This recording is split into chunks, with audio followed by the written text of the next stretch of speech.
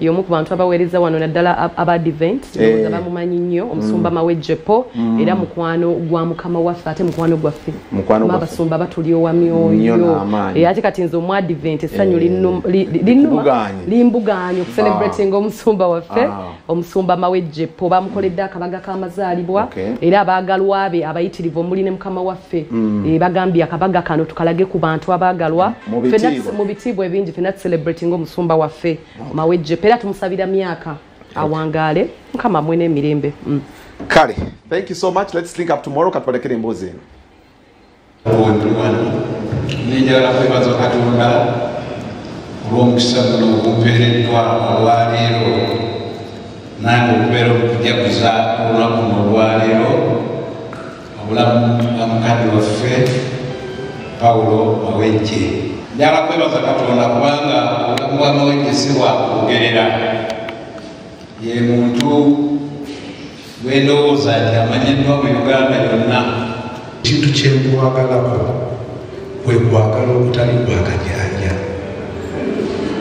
Tulina abantu abatwagala nga akulabye n'akyamuka ebundi nkwagala nnyo n'okulabye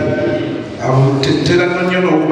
n'okubayitako obuyisi nenkulabulabe kuba okyamuse n'ondaba era nange n'okulowoozaako ng'ondabye naye ekyo kyemulabyemu kyayagala nnyo mukyala we ayagala nnyo amakambi kubanga yawasandaba nakati era mbalaba sinalabayo kizibu kyonna wabula bwe kaseera ndaba nga basanyufu kwebaza mukadde okwagala mukyalawo kubanga kyakulabirako kirungi nnyo naye kina kikitegeeza abantu abangi obunda bakulu myataana bekalagala n'emyaka gino muli mikwano gyange era njagala kwebaza Katonda ndowooza gye basoose okunkolera era nasanze obuzibu okumpita bebi n'emirala maama wange mukyala bwe yankedde ku makya nanyimbira oluyimba lwa birthday naye lwokuba tebanyimbiranga kunegenziramu kasibimanyi era natuusizo kakati baba bayimba baddamu batya kakati awo wenyini mukatye biro byonna ndaba bipya awo wenyini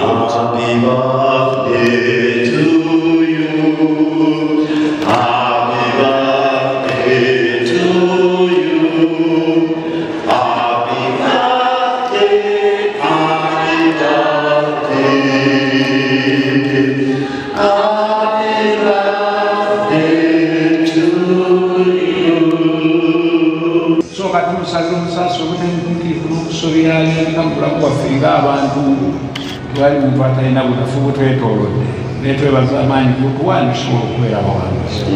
kati ng'abaweereza abo tumusabira era nga tutaddeko emikono omwongere omukisa